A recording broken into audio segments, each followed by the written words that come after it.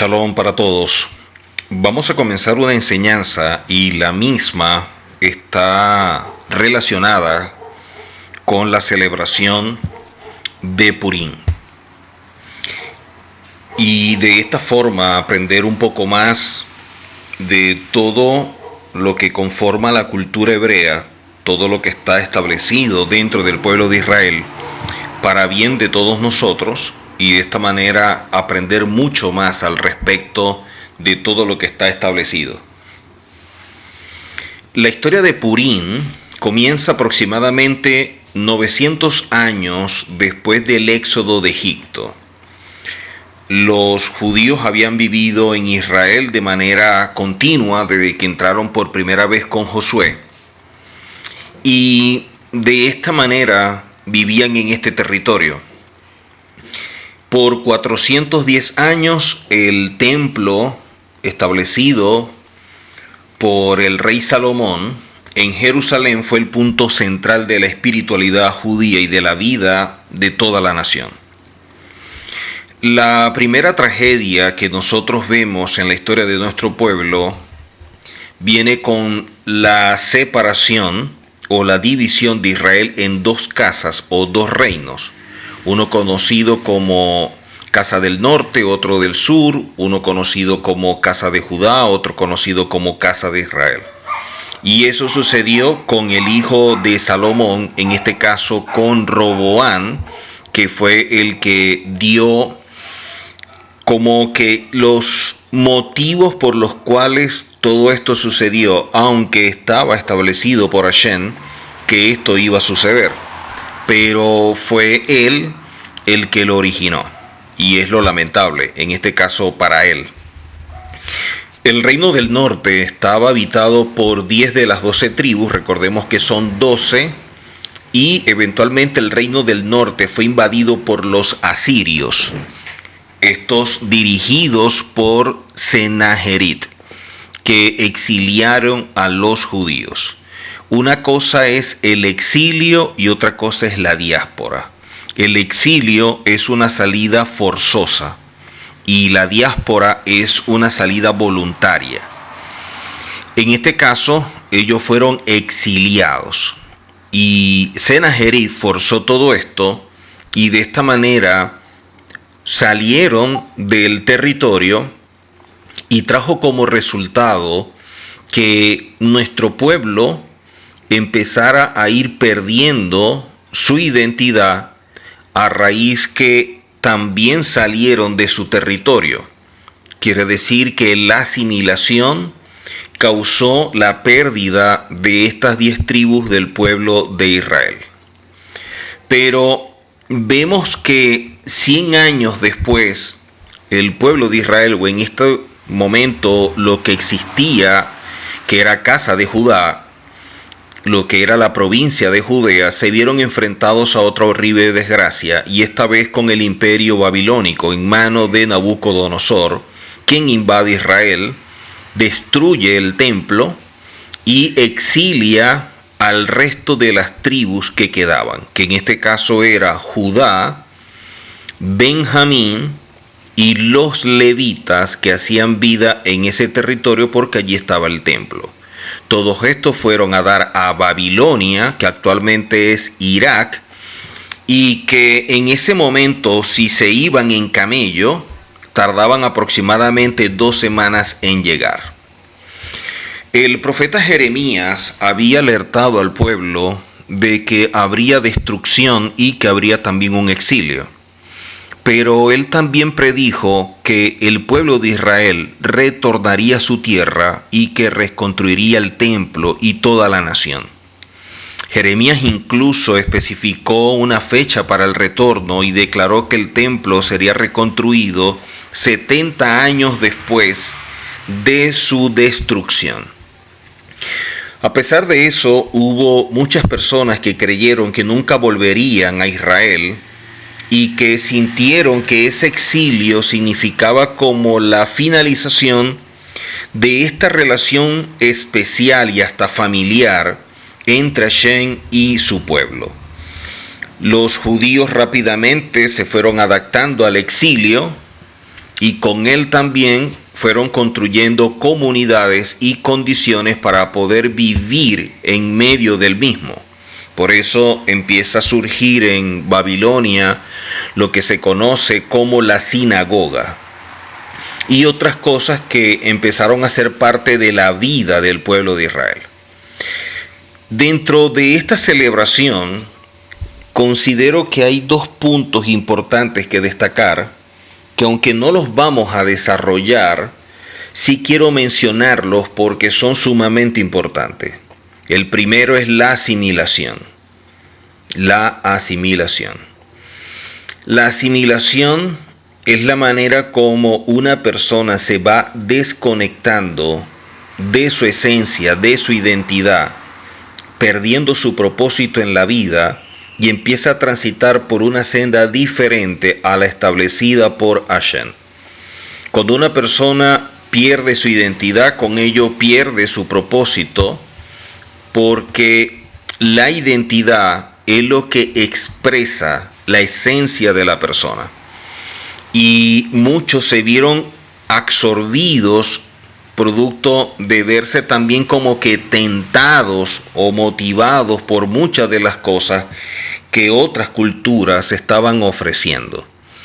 De esta manera la asimilación se transformó en un enemigo silencioso, pero que poco a poco fue causando gran problema dentro del pueblo. El otro punto que vemos es el antisemitismo. La asimilación es un enemigo interno. El antisemitismo es un enemigo externo. Y en este caso, vemos que el antisemitismo es todo aquello que ha generado un odio hacia el pueblo de Israel. Muchas personas lo odian de forma activa, otros de manera pasiva, pero el odio siempre se manifiesta de una u otra forma.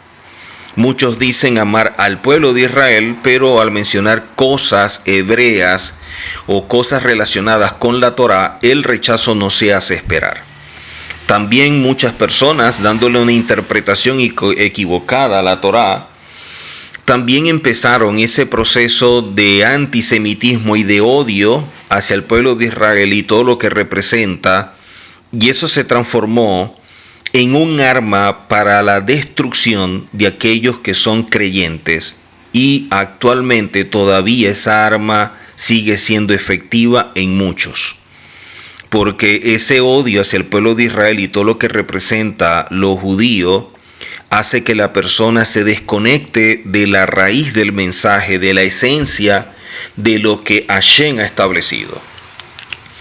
Así que, entendiendo esta celebración y la historia que origina la misma, se encuentra en el libro de Esther, que originalmente su nombre es Adasa, donde encontramos a una persona que es un rasha, que es un malvado, que se llama Amán, que su nombre se ha borrado, quien manifestaba el espíritu de Amalek, que es un enemigo que se manifestó y luchó contra el pueblo de Israel, dando cumplimiento a lo establecido por Hashem en la Torá, que él mismo tendrá guerra contra Amalek de generación en generación. Y este personaje que se presenta, que es Amán, era descendiente de los amalecitas. Entonces vemos acá que de generación en generación siempre se levanta alguien con este espíritu que va contra el pueblo de Israel. En Éxodo 17:16, nos dice la Torá: y dijo, por cuanto la mano de Amalek se levantó contra el trono de Hashem, Hashem tendrá guerra con Amalek de generación en generación. Quiere decir que cada generación se va a presentar este enemigo y va a tener guerra contra el pueblo de Hashem, y Hashem va a actuar contra Amalek a través de aquellos que sean instrumentos de Hashem.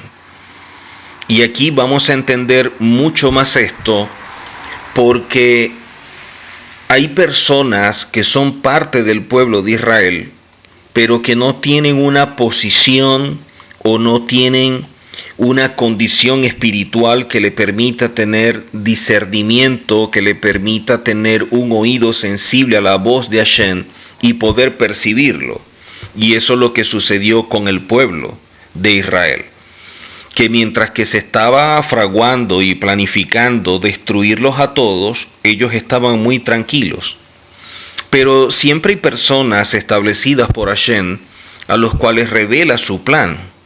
Y en este caso vemos cómo Mardoqueo, que vamos a ver este personaje, Mordejai, vamos a ver cómo se entera de todos estos planes y los mismos son revelados. Es tanto que él manifiesta algo que se dio a escondidas o en secreto entre Amán y el rey, al punto de ofrecer dinero por el trabajo de exterminar al pueblo de Israel. Y eso lo revelan. Quiere decir que Mordejai, producto del Ruach HaKodesh, recibió toda esta información y de esta manera puso en evidencia los planes que existían contra el pueblo de Israel y llamó para esta labor también a Hadasa, que en este caso se le cambia el nombre por Esther. La Megilá de Esther significa literalmente el rollo o manifiesto de Esther. Curiosamente, estas dos palabras implican una intrigante contradicción. Y es porque en hebreo la palabra Megilá proviene de la raíz que significa revelar, mientras que la expresión Esther, fonéticamente, hasta incluso en su gramática, significa más bien ocultar. En Hasidut se explica que esto da a entender que el propósito principal de este texto, o lo que es igual a la Megilá de Esther, es revelar lo que está oculto. Revelar lo que está oculto.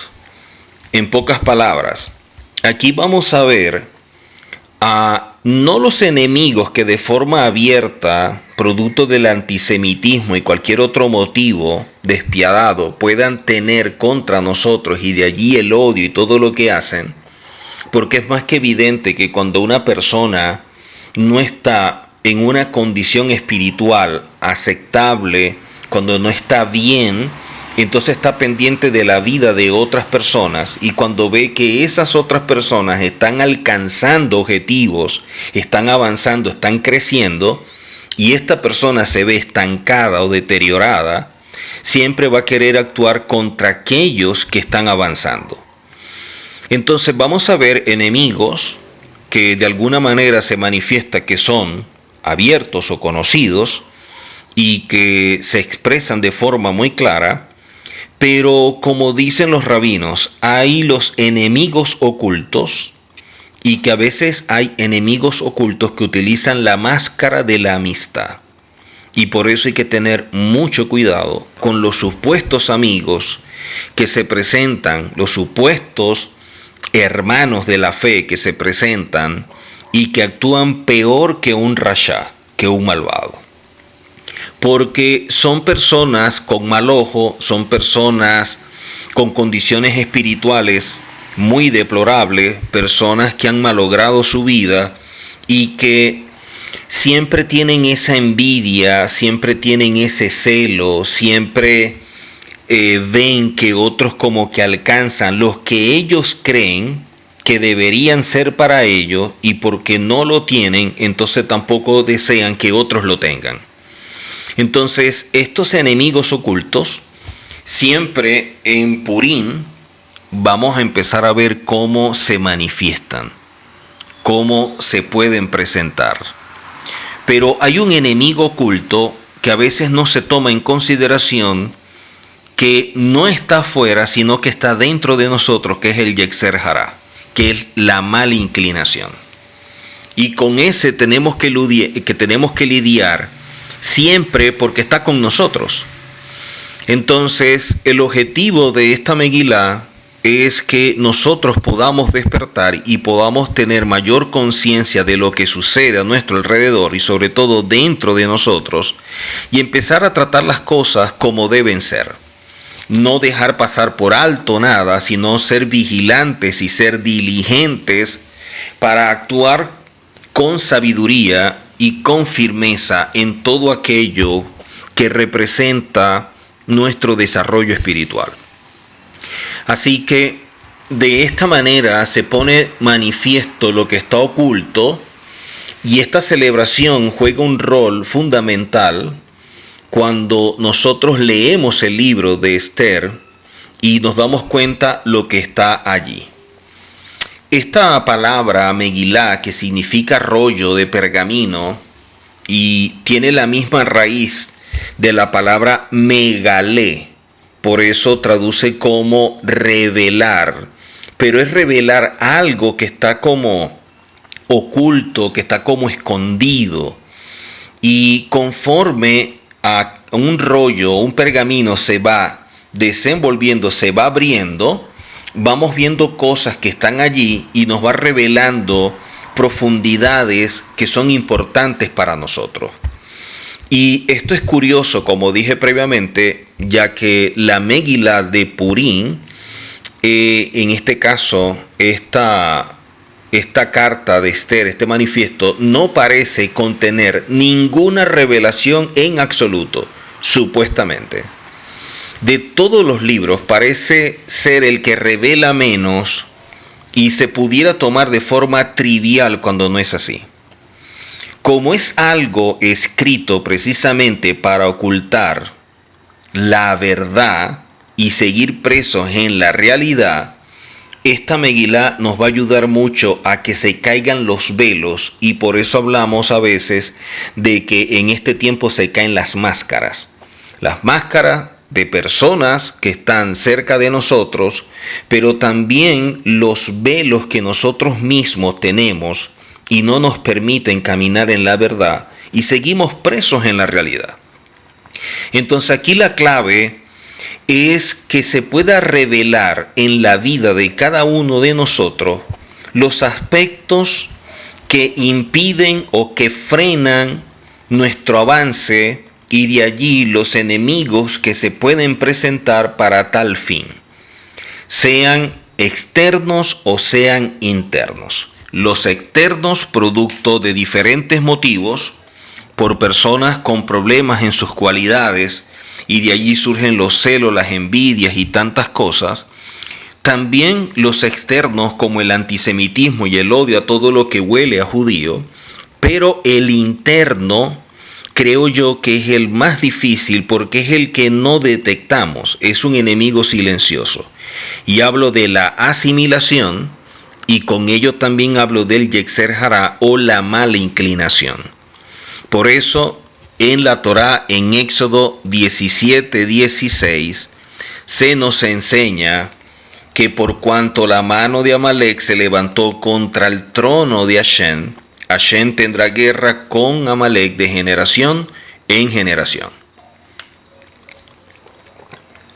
Es importante tener presente que todo lo que se ve en lo material, en lo terrenal, es el resultado de una fuerza espiritual que se revela o que se muestra en este mundo. Todo lo que nosotros vemos es un reflejo de lo espiritual. O sea, este plano terrenal es la evidencia de que existe lo espiritual y que se manifiesta de muchas formas y unas son más entendibles que otras dependiendo del nivel de la persona. Pero más allá de esta realidad, poder captar la verdad espiritual que proyecta esta realidad es lo más importante. Porque allí es donde actúa Amalek. Porque Amalek representa esa fuerza de destrucción, de oscuridad y de distanciamiento para que la persona se aleje de Hashem. Entonces Amalek siempre va a manifestarse en los momentos en que las personas se descuidan. Cuando una persona descuida su búsqueda, cuando una persona descuida sus convicciones, cuando alguien descuida sus creencias y todo lo que representa la Torá en su vida, entonces allí va a actuar Amalek. Y entonces Amalek lo que va a hacer es incrementar todo esto. De igual manera, cuando alguien tiene cualidades que son negativas y no las trabaja, entonces también vamos a ver cómo el Yetzer Hará va a actuar también en función de que se puedan potenciar estas cualidades negativas. Pero de igual manera nosotros tenemos predisposiciones naturales de indiferencia, de apatía, de letargo, y todas estas también son nutridas por esta fuerza espiritual que es Amalek, para que la persona termine enfriándose o siendo más indiferente de lo que ya es. Entonces a veces las personas no ven esto y piensan, bueno, si no es hoy es mañana, y si no estudio hoy estudio mañana, si no puedo orar hoy oro mañana, no hay que ser fanático, eso es religiosidad, yo tengo mi relación con Hashem, y piensan que como ellos lo ven está bien y resulta que está muy mal, pero tratan de justificar su vida distanciada, y así tantas cosas que se presentan. Lo que queremos destacar es que la presencia de Hashem no es percibida directamente en este mundo. El pueblo de Hashem es el encomendado o tiene la tarea de revelar la luz de la Torá para que la gente pueda ver a Hashem y pueda percibir su presencia en su vida. Por ello, Amalek está eternamente dedicado a borrar por completo que ese testimonio, que esa luz, que esa revelación se dé y que ese abismo de separación se mantenga. Y de esta forma Amalek utiliza todo esto en contra de aquellos que están despertando esta verdad, de aquellos que han tenido un momento en su vida donde se ha dado como una especie de punto de quiebre y dicen, yo quiero hacer de mi vida algo diferente, quiero mejorar, quiero cambiar, o me cansé de vivir esta rutina, yo quiero darle la oportunidad a Hashem en mi vida y darme la oportunidad a mí mismo de poder ser alguien, de poder alcanzar algo. Así que el pueblo de Israel al salir de Egipto fue atacado en el desierto por Amalek, porque la Torah iba a ser entregada y de esta manera esa separación que crea Amalek sería destruida, porque la Torá construiría puentes que van a generar una mayor conexión entre el pueblo y Hashem, que ya poseen un vínculo. Entonces, no basta solo con ese vínculo, sino con una conexión que pueda crear una intensa relación y una mayor revelación de Hashem en su vida. Entonces, ¿qué sucede? Toda persona que desea buscar la Torá, que desea caminar en la Torá, siempre Amalek se va a presentar, porque es el momento propicio. La persona no tiene mucha madurez, la persona todavía no tiene firmeza en sus convicciones, todavía no ha tenido esa relación con Hashem, esa vida. Entonces, como es como un niño, entonces Amalek puede actuar en este momento. Cuando la persona crece y empieza a madurar, no va a poder hacerlo. Así que la Torá describe el encuentro entre Amalek y el pueblo de Israel en los siguientes términos. Asher karja baderet. ¿Qué te aconteció en el camino? La palabra karja se deriva de la raíz kar, que significa frío, y la raíz de esta expresa algo de tres formas, además de frío. Porque también da origen a la palabra mikre, que traduce como casualidad, y keri, que traduce como impureza en el aspecto sexual. Entonces, estos tres elementos están dentro de esta expresión. ¿Qué te aconteció en el camino? Y lo vamos a ver en esta Megilá, cómo se presenta todo esto, cómo se presenta esta frialdad, cómo se presenta algo que pudiera ser visto como casualidad y también la impureza en el aspecto sexual y las consecuencias. Entonces, como Amalek representa esta frialdad y esta apatía que la gente no percibe, pero se manifiesta, entonces empezaremos a ver personas que empiezan a fluctuar. Y como dice la Escritura, la persona de doble ánimo es inconstante en todos sus caminos.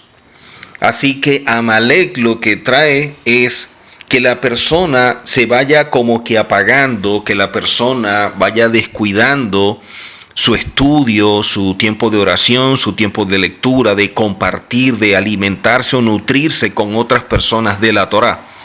Y por eso el mismo Yehoshua lo dijo en Mateo 24, cuando nos dice que por haberse multiplicado la maldad, el amor de muchos se va a enfriar.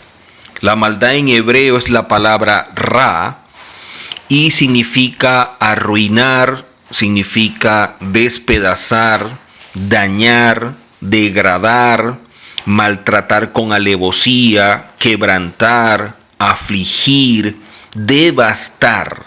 Todo esto significa la palabra ra, que es maldad en hebreo. Entonces, cuando hablamos de yexer a ra, es una inclinación interna para nosotros destruirnos a nosotros mismos. O sea, es una autodestrucción. Porque arruinamos nuestra vida, la dañamos, la despedazamos, la maltratamos, la devastamos, la degradamos, la quebrantamos. Imagínense el daño que causa. Cuando Amalek atacó en el desierto, Josué dirigió la batalla contra ellos mientras que Moisés se colocaba arriba del campo de batalla. Y Moshe oraba y dos sostenían sus brazos mientras que Josué con el pueblo luchaba y atacaba al enemigo. Y levantó las manos y a través de pedir y clamar a Hashem, la contienda favorecía al pueblo de Israel. Pero cuando las manos pesaban y las bajaba, entonces el enemigo empezaba a ganar. Entonces, ¿qué nos enseña todo esto? Y es que mientras que nosotros entendamos que tiene que existir alguien que sea una autoridad, que sea alguien con una relación con Hashem, que sea como el instrumento para bendecir las vidas de un pueblo. Pero también hay personas que son las que sostienen el brazo de esta autoridad. Y hay otras personas que son parte del pueblo que tienen que luchar contra ese enemigo que muchas veces es su propio enemigo, un enemigo interno, un enemigo personal. Pero ellos deben luchar. Pero hay alguien que los está ayudando, que los dirige, que los guía, que ora, que los apoya, que los acompaña. Y por eso vemos la importancia del guía o de la autoridad. Por eso los ataques más fuertes siempre son contra la autoridad. Porque el momento en que la autoridad desfallece, se cansa y baja los brazos, el enemigo, que en este caso es Amalek, le ganaba al pueblo de Israel. Pero cuando las manos de Moshe estaban levantadas, entonces el pueblo era capaz de derrotar a Amalek. Y esto se expresa a través de lo dicho por el mismo pueblo en un compromiso muy profundo con Hashem, cuando ellos dijeron Nase Benishma. Primero haremos y después entenderemos. Estamos comprometidos con Hashem aún sin entender, aún sin tratar de evaluar y comprender por completo el significado de la Torá y hacia dónde nos llevará ese compromiso. Nosotros asumimos el compromiso por el simple hecho que es Hashem y Él es la verdad.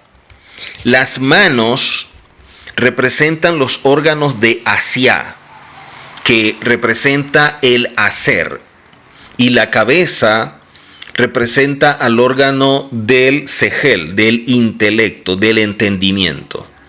Cuando las manos que representan la acción están por encima de la cabeza que representa el intelecto, entonces podemos hablar de personas que caminan en un nivel de fe profundo.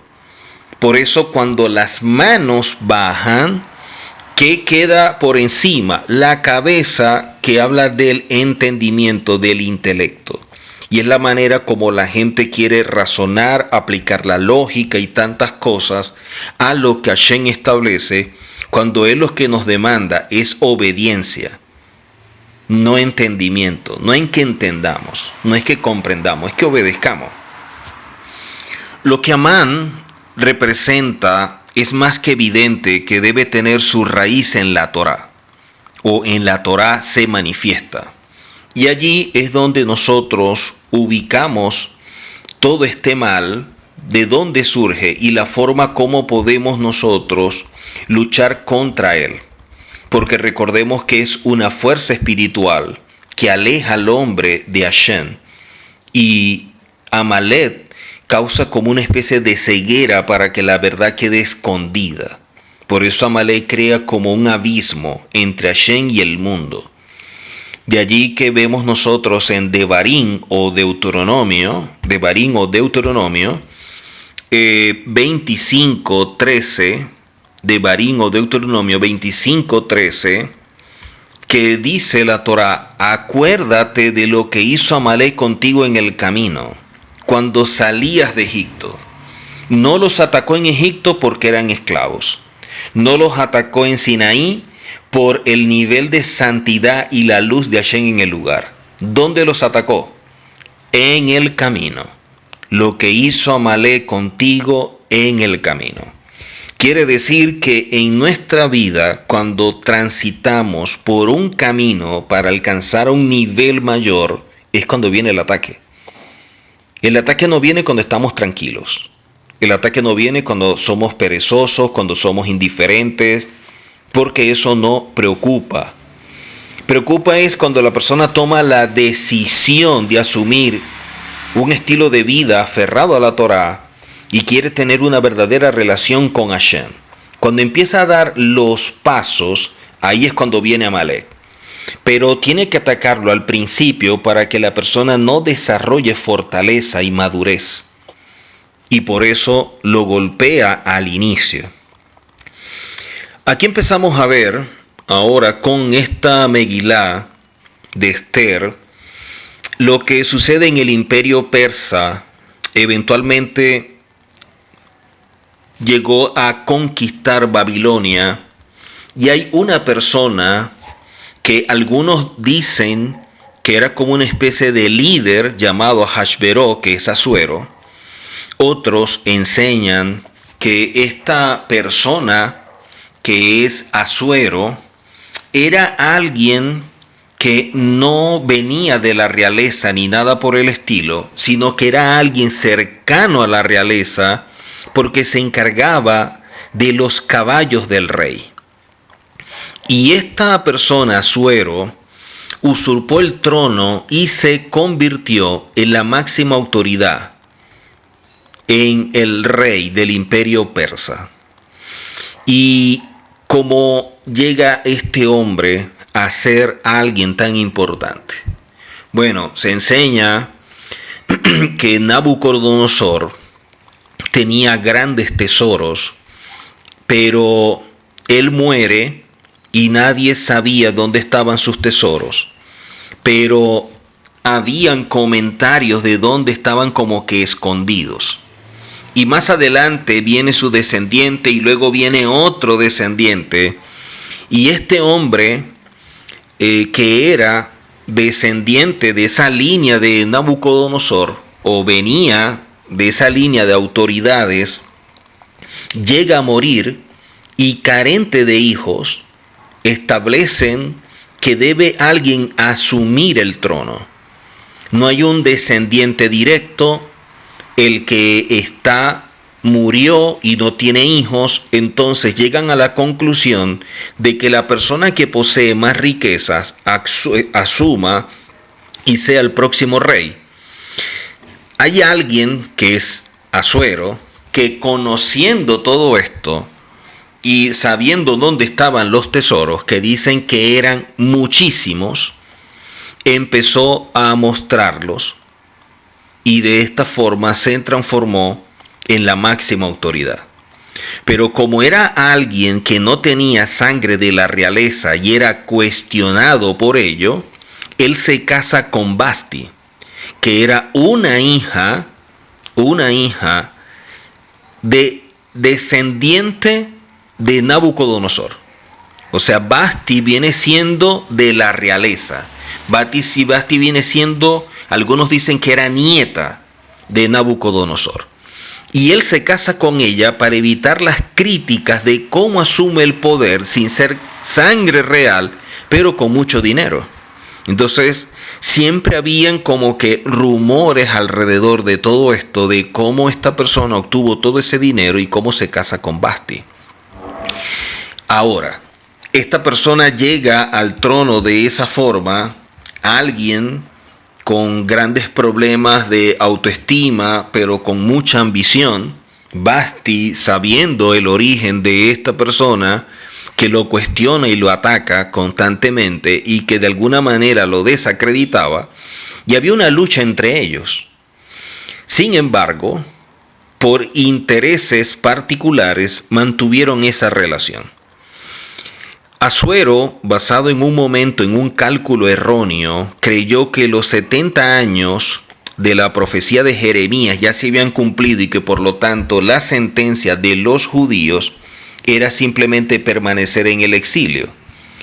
Como los judíos habían sobrevivido a todos los imperios anteriores, como los egipcios, los cananitas, los asirios, los babilonios, excepto al suyo, se convence de que este era el imperio eterno. Él piensa, este es el imperio más poderoso porque es el que hizo que terminara por completo de que Israel fuera una nación que siempre resaltaba o destacaba porque tenía a Hashem.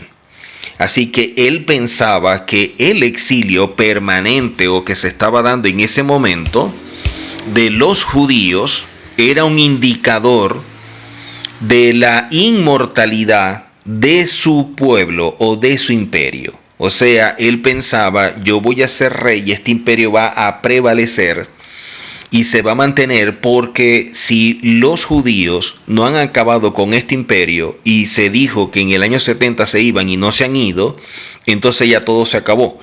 Pero era un cálculo errado de esta persona. Por otro lado, Vasti, una mujer despiadada que maltrataba y humillaba a las sirvientes, inclusive actuaba contra las mujeres judías porque sabía cómo eran ellas y lo que hacía era que les decía que debían estar desnudas y que desnudas sirvieran e hicieran la limpieza, el mantenimiento y de esta manera las deshonraba. Así que Vasti era una persona perversa al punto que lo hacía hasta contra su propio esposo, pero tenía una posición y le convenía estar en ese puesto, pero siempre como que le restregaba en la cara a Asuero que de la línea de la realeza era ella y no él. Asuero, con todo esto, quiere celebrar su victoria y la permanencia de su imperio y mostrar las riquezas y realiza una fiesta colosal al puro estilo de los grandes emperadores o sultanes de ese momento y la hizo por 180 días porque se enseñan que eran 180 tesoros con grandes riquezas que habían y todos los días mostraba uno. El asunto es que en la fiesta utilizó las vasijas o los vasos sagrados o consagrados en el templo de Israel que Nabucodonosor había tomado como botín del templo. Entonces, cuando Nabucodonosor se trae todo esto en la fiesta, este hombre, sin tener el mínimo respeto y sin saber lo que está haciendo, empezó a utilizar estos vasos para beber en ellos. Ahora, esta fiesta no solamente fue una idea de él, sino también era una especie de complot de Vasti para poder humillar mucho más al pueblo de Israel. ¿Cómo los iba a humillar? Como en nuestro pueblo el acto íntimo entre un hombre y una mujer tiene una gran fuerza espiritual, y de allí el motivo de por el que una persona se une a otra por propósitos espirituales, pero el medio es el acto en sí mismo, para que exista esa conexión por la transferencia que hay o la fuerza espiritual que hay en el mismo. Vasti lo que hizo fue que Asuero invitara a todos los judíos de preeminencia, importantes, todos aquellos cercanos y que en su momento, cuando llegaron a Babilonia, llegaron a ocupar puestos que eran relevantes, inclusive los sabios. Un grupo de sabios que utilizaba Asuero eran hebreos, porque los hebreos sabían varios idiomas. Inclusive vemos que nosotros, Mordejai o Mardoqueo, sabía 70 lenguas. Y por lo tanto era alguien que servía de traductor cuando venían personas de otros reinos. Y estos sabios y todas estas personas fueron invitadas a esa fiesta. ¿Con qué objetivo? Con que Vasti iba a hacer otra fiesta con mujeres de esas regiones al lado de donde iba a ser la fiesta de Asuero. Y lo que hacían era como una especie de carpas o toldos gigantes donde ellos estaban, y a un lado estaba otro toldo, otras carpas gigantes donde estaban las mujeres. Cuando empezara la fiesta y de esta manera empezara a avanzar y la gente empezara a tomar, los judíos que estaban allí, que no se les iba a obligar a nada, pero que iban a participar, y se les dijo que iba a haber comida que fuera kosher o que fuera aprobada para comer, y que del vino se les iba a brindar el menor, ellos aceptaron. Pero luego de que estuvieron allí, ¿qué estaban pensando? Cuando esta persona se emborrache y le den la señal a Vasti, va a traer las mujeres de su fiesta para unirlos con los que están en la fiesta de Asuero. Y eso va a traer como consecuencia que estos hombres se van a ir con estas mujeres, o allí van a tener relaciones con estas mujeres, ya que dentro de esos imperios, dentro de esos lugares, se veía ese tipo de atrocidades. Y de allí lo que surge posteriormente también en Roma y todo esto, con las orgías y todo lo que sucedía en estos lugares, y que dice que era una perversión, y eso la Torá lo condena. Inclusive llegaron imperios y lugares donde se tenían hasta relaciones con animales y una serie de cosas donde manifiestan la abominación que hacían.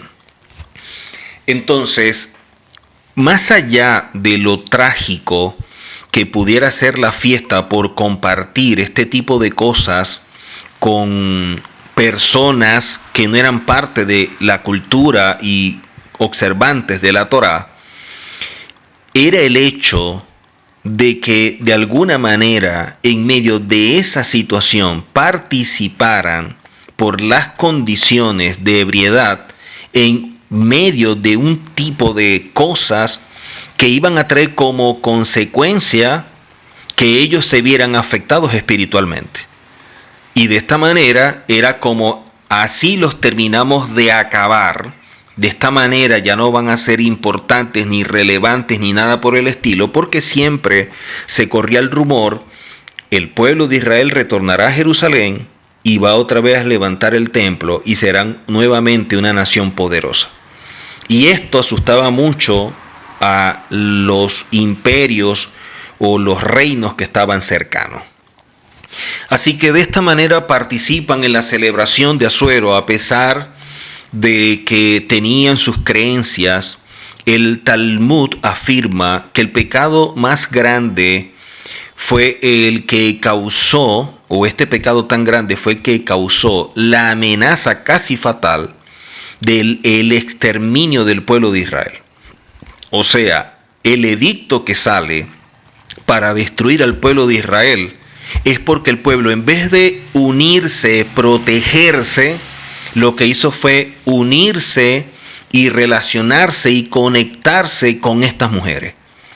Y de allí surge lo que se le llamó la solución final de Amán, muy parecida a la solución final en Alemania con Hitler. Así que de esta manera vemos que siempre el pueblo ha querido ser destruido, inclusive cuando se llama a Bilán para que vaya y destruya el pueblo, él mismo se lo dice a Balac: nosotros no podemos hacer nada contra ese pueblo ni nunca lo vamos a poder destruir. Tú no puedes maldecir lo que ha sido bendecido por siempre.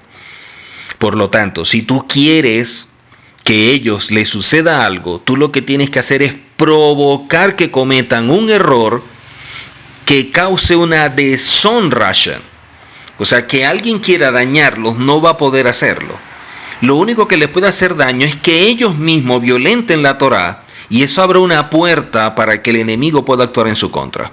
¿Qué les dijo? Búsquense mujeres sacerdotisas de cultos paganos que los puedan seducir y que de esta manera puedan tener relaciones con ellos, y ellos van a caer en esta abominación.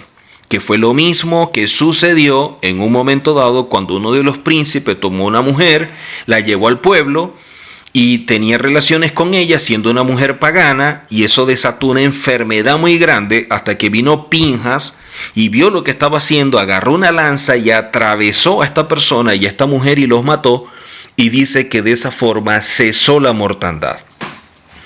Así que el acto de intimidad o la unión entre un hombre y una mujer para efectos de la Torá no es cualquier cosa, es algo sumamente delicado, que tiene una esencia espiritual muy fuerte, sea para bien o sea para mal. Entonces, esto es algo que estas personas sabían de la pureza del pueblo de Israel, la santidad del pueblo de Israel, y ese vínculo tan profundo con Hashem, y lo que querían hacer es que algo cortara ese vínculo, que algo afectara esa relación. Así que estos enemigos que se presentan, y en este caso vamos a ver que surge luego un Amán, que es un descendiente de los amalecitas, y que había ascendido a la posición de un primer ministro del imperio persa. Este hombre, que era un fanático antisemita, planeó lo que se llama como un pogrón. Un pogrón es la forma como se causa un estrago, se destruye violentamente a un grupo o a un pueblo. Y esto fue lo que planeó Amán. Ahora, ¿cómo hacerlo? ¿Cómo poder ir contra este pueblo? ¿Por qué? Porque Amán era una persona que no tenía una posición importante. Amán era alguien que servía al rey y era alguien muy cercano. Ya el rey tenía sus sabios, ya tenía sus astrólogos, también por otro lado tenía sus ministros y príncipes que lo apoyaban, que lo ayudaban en cualquier cosa. Pero Amán tenía gran ambición. Y hay cosas que empiezan a darse que traen como resultado que Amán aparezca. Y es con un propósito que en el momento se desconoce, pero luego vemos que todo está dentro de los planes de Hashem. Así que este hombre, con esa obsesión de destruir al pueblo de Israel, porque los odiaba como resultado de lo que veía en Mardoqueo, y es lo que vamos a explicar ahora, trajo como consecuencia que planificara la manera de cómo terminar, de acabar con el pueblo de Israel.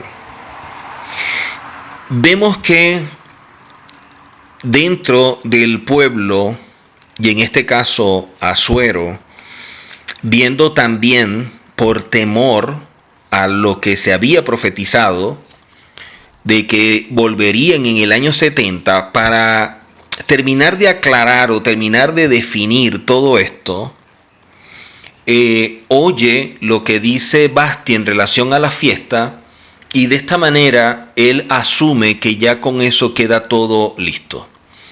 Sin embargo, vamos a ver más adelante cómo Amán quiere también hacer lo mismo, echa suertes, y de allí la palabra pur en singular o en plural purín, y por eso se le llama a la celebración Purín. La Megilá es lo que nos revela todo lo sucedido, y la Megilá o el desarrollo de toda la carta son 9 años. O sea, todo lo que nosotros leemos dentro de la carta son 9 años de historia. 9 años. Que muchos rabinos enseñan que son 12, pero se empiezan a contabilizar a partir de la fiesta, que fueron 3 años posteriores, y por eso se enseña que son 9. Ahora, todo esto es lo que se viene desarrollando, y como dije previamente, había el temor de la profecía de Jeremías, de la vuelta del pueblo de Israel, y otra vez retomar esa autoridad y esa fama que tenían de acabar con todo, y empiezan cada quien como a confabular contra el pueblo de Israel. Aquí vemos que en la Megilá nunca se menciona el nombre de Hashem.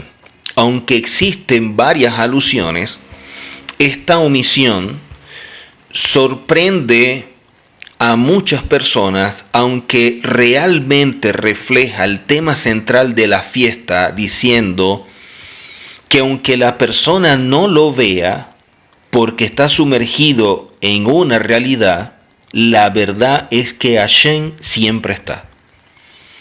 O sea, todo esto lo que trajo como consecuencia es que el pueblo pudiera ver a Hashem como nunca y tuviera un nivel mayor de revelación, al punto que cuando vemos la culminación de todo este evento, la gente empezó a convertirse al pueblo de Israel.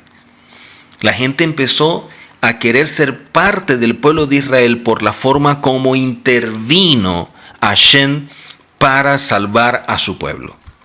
Por lo tanto, en Purín, nosotros celebramos el hecho de que la mano de Hashem nos guía incluso en ocasiones cuando aparentemente no lo vemos o no hay como que un milagro revelado en nuestra vida. Y ahí es donde opera lo que se conoce como Hashgaha Pratit, la supervisión divina. Siempre Hashem está supervisando a su pueblo. Cuando nosotros vemos esta Megilá, al principio pareciera que todo fuera en contra del pueblo de Israel y que van a ser exterminados porque se establece este edicto, y el mismo rey dice que no puede anular el edicto. Que lo que puede hacer es que un edicto pueda destruir otro edicto, pero nunca él dar la orden de anularlo porque es la palabra del rey. Entonces, ¿qué es lo que dice? Bueno, yo saqué este edicto, pero voy a sacar otro que contrarreste el que ya yo saqué. Si yo saqué uno para que vayan en contra del pueblo de Israel, yo voy a sacar uno donde digan que el pueblo de Israel tiene el favor del rey para defenderse y que el rey mismo lo va a apoyar. Eso es lo que se ve al final. Pero ¿cómo se llegó a todo esto? Y esos son los milagros que se van construyendo y que no estamos viendo porque a veces estamos tan sumergidos en la realidad que no apreciamos las cosas como las va hilando Hashem para favorecer nuestra vida. Cada evento que sucede en nuestra vida tiene un propósito. Todo, inclusive cuando nosotros vemos personas que dicen, pero ¿qué propósito puede tener Hashem con esta enfermedad que yo tengo? ¿Qué propósito puede tener algo malo en mi vida? Como dicen los sabios, todo es para bien, porque detrás de todo lo malo hay un bien oculto. A veces ese tipo de situaciones es para quebrar algo en nuestra vida y nos haga despertar y tener conciencia que la vida va más allá de lo que nosotros pensamos. A veces creemos que lo podemos todo o que planificamos todo y estamos atentos hasta el mínimo detalle y las cosas son así y tienen que ser así, y si no son así tenemos problemas porque tiene que ser tal cual como yo lo he organizado. Entonces, para este tipo de personas, para ese tipo de ser humano que piensa que todo gira alrededor de su plan, viene Hashem y le dice: los planes no son como tú crees, los planes son como yo digo. Y cuando tus planes son los que van a traer como resultado que te alejes más de mí, entonces yo voy a destruir tu plan. Y allí es donde Hashem empieza a revelarse, y por eso dice el rabino Shalom Arush que a veces los problemas y ese tipo de circunstancias son cartas de amor que Hashem nos envía. El asunto es que debemos saber leerlas. Así que se empiezan a caer de nuestra vida las máscaras y los disfraces y nos empiezan a mostrar la cruda verdad de lo que llamamos vida y simplemente existíamos en este mundo. Y ahí es cuando vemos que lo que nosotros creíamos como valioso, como importante, empieza a perder sentido y empezamos a ver cosas que son más relevantes. Por eso nuestro pueblo celebra la fiesta de Purim, que aunque no aparece dentro de las convocatorias de Levíticos 23, y por eso algunos las cuestionan, porque fue establecida por los rabinos, hay diversos motivos para celebrarla, y la forma de hacerlo es producto del agradecimiento a Hashem, y por eso es de tanto gozo. Es una celebración instituida en el mismo libro de Esther que conmemora el milagro de Hashem para rescatar a su pueblo cuando muchos pensaron hasta aquí llegó. Y eso hace que la gente pueda despertar a la verdad de todo esto. Por eso los rabinos y estudiosos en el concilio de Yanía, 90 años después de la era común, guiados por Hashem, pudieron ver evidencias y la veracidad de lo que revelaba la Megilá de Esther, y por eso terminó siendo reconocido e incluido en lo que se conoce como el canon hebreo y todo lo que aparece allí. Así que todos estos eventos que se dieron por diferentes razones para mostrarnos a Hashem son sumamente importantes, y hay motivos donde vemos nosotros que Hashem está allí, aunque aparentemente escondido. El objetivo de la Megilá es llevar a la persona a que a través de la lectura pueda reconocer que Hashem es el que maneja el mundo y que Él controla la vida de todos y todo en este planeta, y que la única búsqueda que nosotros debemos realizar en nuestra vida es en lo espiritual. Por eso la historia de Purim se acepta como un gran milagro que motivó al pueblo a despertar y asumir compromiso, pero a los que no eran pueblo a acercarse y ser parte del pueblo.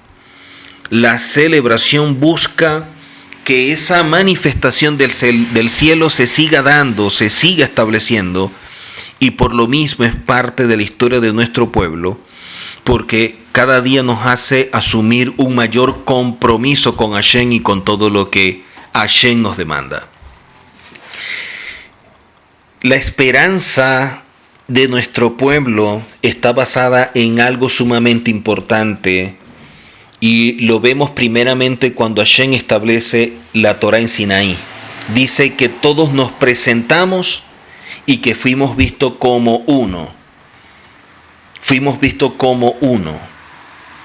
Y dentro de la celebración de Purim hay un elemento importante de la historia, y es que todos los judíos que estaban en Persia terminaron siendo salvos por Hashem, porque se unieron, se hicieron uno en ayuno, en oración, se hicieron uno en aquello que se dictaminó.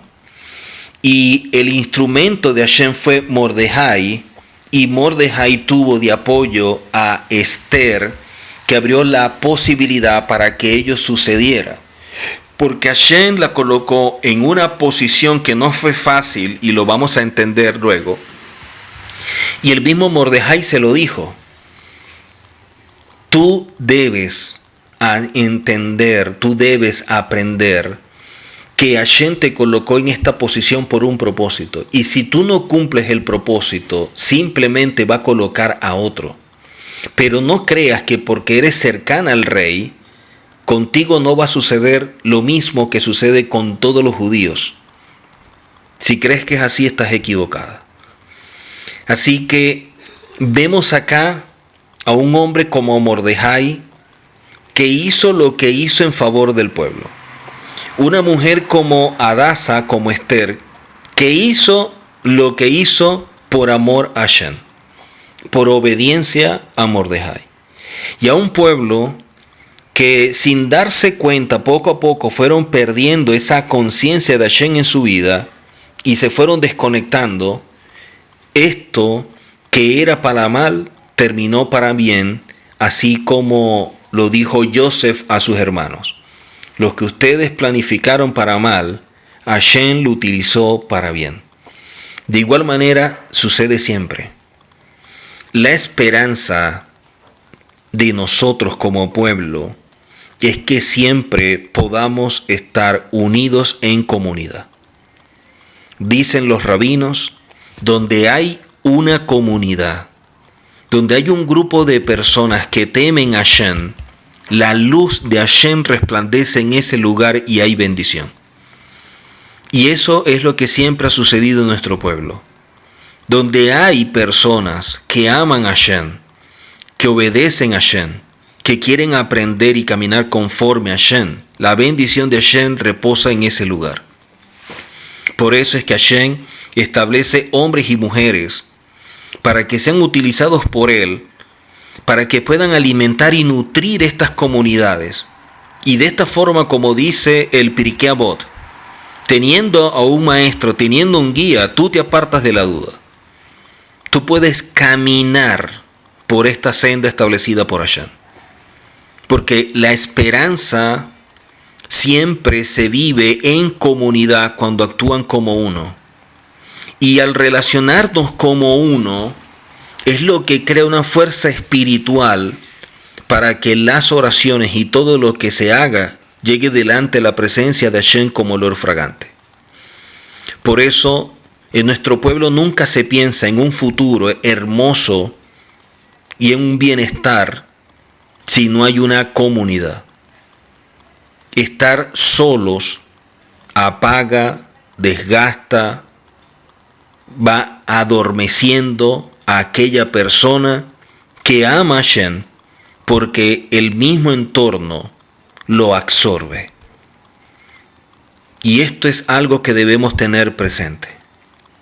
Si nosotros como hijos de Hashem mantenemos vivos estos ideales y estos principios y la forma como Hashem establece todo para vivir, entonces podremos ver grandes cosas en nuestra vida. Cuando hablamos de la redención, siempre lo vemos en función de la unidad del pueblo como una sola familia, y esta unidad es la que permite que la relación de Hashem con el pueblo se manifieste, porque se unen y se transforman en uno solo, y eso es lo que Hashem demanda. Y para eso necesitamos la unidad, para eso necesitamos engranar todo esto. Dicen los sabios: si estás solo, múdate y hazte parte de una comunidad.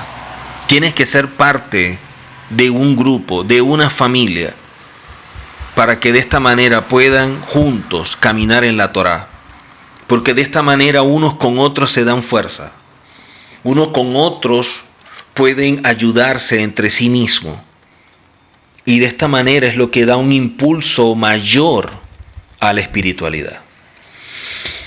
Esta Megilá de Esther, que nos muestra esta celebración y los eventos que dieron origen a la celebración, comienza en Esther capítulo 1. Esther capítulo 1, verso 3 en adelante, voy a empezar a leer y voy a explicar algunas cosas de este capítulo y algunas muy breves del principio del capítulo 2. Por asuntos de tiempo no me quiero extender mucho. En Esther capítulo 1, verso 3 en adelante dice: en el tercer año de su reinado hizo banquete a todos sus príncipes y cortesanos.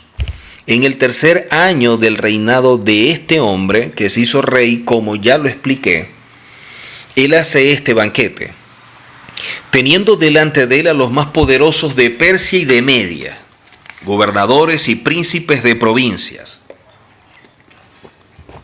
para mostrar él las riquezas de la gloria de su reino, hablando de estos 180 tesoros que tenía, y por eso revelaba cada tesoro un día, el brillo y la magnificencia de su poder por muchos días, 180 días.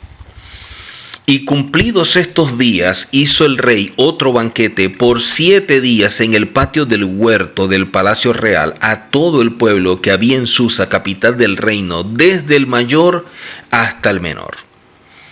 Entonces vemos 180 días, una celebración con las personas más importantes, más relevantes y los invitados.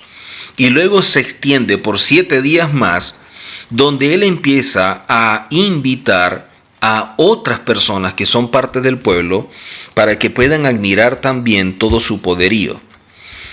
De allí que vemos nosotros en el verso 8 que dice que la bebida era según esta ley, que nadie fuese obligado a beber, que es lo que le dijeron a los judíos, porque así lo había mandado el rey a todos los mayordomos de su casa, que se hiciese según la voluntad de cada uno. Era la costumbre persa beber mucho vino por los 7 días de celebración, pero este rey dio un decreto que nadie fuera obligado a celebrar de esta forma, pero que disfrutara con libertad. Y esto fue lo que hizo que los judíos que estaban allí asistieran, y era la trampa. Trampa que maquinó muy bien Vasti, porque a Asuero no le daba la mente para esto, pero a Vasti sí. ¿Cuál era el plan de Vasti entonces? Llegan estas personas, asisten a la fiesta, ella tiene una paralela con todas estas mujeres, estos empiezan a estar ebrios, empiezan a compartir, a hacer tantas cosas, ella lleva a estas mujeres a la otra fiesta, y de esta manera el pueblo de Israel empieza a tener intimidad con las mujeres gentiles. De esta manera, en una fiesta pagana, uniéndose íntimamente con mujeres paganas, iba a traer como resultado que espiritualmente se diese esa transferencia y de esa manera afectar a todos los que participaron, y así atentar contra el honor de Hashem. Y como la misma Tanakh nos enseña, cuando leemos del profeta que dice: vuestros pecados han hecho una separación entre ustedes y yo, y vuestras transgresiones han hecho que oculte mi rostro para no oírlos. Esto fue lo que hicieron. Exactamente. Cometieron un pecado contra Hashem, transgredieron porque hicieron cosas entre ellos mismos, y eso hizo que el pueblo cayera en una condición espiritual donde quedaron desprovistos de la protección de Hashem. Por eso es que en Ezequiel 44:23 se dice: y enseñarán a mi pueblo. Enseñarán a mi pueblo. Ahora, ¿quién es el que va a enseñar al pueblo? Tiene que ser alguien establecido por Hashem y autoridad de Hashem para guiar a un pueblo y caminar en la verdad. Y es tan importante esta verdad que Yehoshua, hablando de ella, dice que un hombre que oyó esta verdad la comparó con una gran perla y lo vendió todo para poder comprarla. Dice que enseñarán a mi pueblo. Ahora, ¿a qué se va a enseñar? A hacer diferencia entre lo santo y lo profano, y le vas a enseñar a discernir entre lo limpio y lo no limpio. Le va a enseñar la diferencia que hay entre lo santo y lo profano, pero también se le va a enseñar al pueblo a que tenga discernimiento, tanto en lo limpio y lo no limpio. Dos enseñanzas básicas para el pueblo, que puedan entender lo que es la santidad y también el discernimiento de lo que es la pureza. Más adelante vemos en el verso 11 que establece acá, que dice que trajesen a la reina Vasti a la presencia del rey con la corona regia para mostrar a los pueblos y a los príncipes su belleza porque era hermosa. Pero dice también que la reina Vasti no quiso comparecer a la orden del rey enviada por medio de los eunucos, y el rey se enojó mucho y se encendió en ira. Dicen que mandaron a llamar a la reina Vasti, ella no quiso ir, y al no ir, entonces el rey se enojó. ¿Qué sucedió? Todos los principales que estaban allí decían que las mujeres de su región eran las más hermosas. Hasta que después de oír todo dijo Asuero: aquí la más hermosa es Vasti. No hay una mujer más hermosa que ella. Entonces, ¿qué dijeron los que estaban allí? Sí, puede ser que sea verdad, pero es porque Vasti utiliza muchas joyas y muchas cosas que deslumbran. Entonces el rey le dijo: no, ustedes están equivocados. La belleza de Vasti es por lo que ella es, lo que ella manifiesta con su cuerpo, su rostro. Entonces dijo él, y de eso se van a dar cuenta. Y el rey mandó llamar a Vasti para que se presentara delante de estas personas desnuda, solamente portando la corona. Era lo único que iba a hacer. Ella iba a ir desnuda con la corona, y de esta manera no podían alegar que las joyas, las cosas, los vestidos era lo que deslumbraba. Vasti no aceptó, y no es porque no quisiera presentarse. Ya vamos a ver qué fue lo que sucedió y por qué no se presenta Vasti y qué sucede con Vasti posteriormente. Preguntó el rey a los sabios que conocían los tiempos, porque así acostumbraba el rey con todos los que sabían la ley y el derecho, y estaban junto a él Carsena, Setar, Agmata, Tarsís, Meres, Marsena y Memucán, 7 príncipes de Persia y de Media que veían la cara del rey y se sentaban los primeros del reino. Les preguntó qué se iba a hacer con la reina Vasti según la ley, por cuanto no había cumplido la orden del rey Asuero, enviada por medio de los eunucos. Quiero explicar aquí algo muy importante, porque dice que preguntó primero el rey a los sabios que conocían los tiempos. Los sabios que conocían los tiempos eran hebreos. Y ellos no quisieron intervenir y dicen que no tenían la sabiduría suficiente para decir algo en esta ocasión en particular. Algunos alegaron que como no estaba el templo, esa sabiduría que viene del Ruach HaKodesh no estaba con ellos. El asunto es que ellos no quisieron interferir, y por eso dice que entonces el rey consulta a los sabios que conocían los tiempos y dice luego de eso, en relación a estos sabios que sabían la ley y el derecho, dice, y estaban junto a él las personas que menciona, que son 7 príncipes de Persia y de Media. Entonces, primero consulta a los sabios no saben qué decir, luego consulta a los príncipes, que son los que menciona, que estaban sentados cerca al rey y veían su rostro, y les pregunta qué voy a hacer con la reina Vasti según la ley, porque no cumplió la orden. Esto es evidente de estos consejeros, porque de hecho nosotros en Esdras capítulo 7, Esdras 7:12, Artajerje, rey de reyes, a Esdras, sacerdote y escriba erudito en la ley del Dios del cielo, paz, dice luego, por mí es dada orden que todo aquel en mi reino, del pueblo de Israel y de sus sacerdotes y levitas, que quiere ir contigo a Jerusalén, vaya. Porque de parte del rey y de sus 7 consejeros, eres enviado a visitar a Judea y a Jerusalén conforme a la ley de tu Dios que está en tu mano.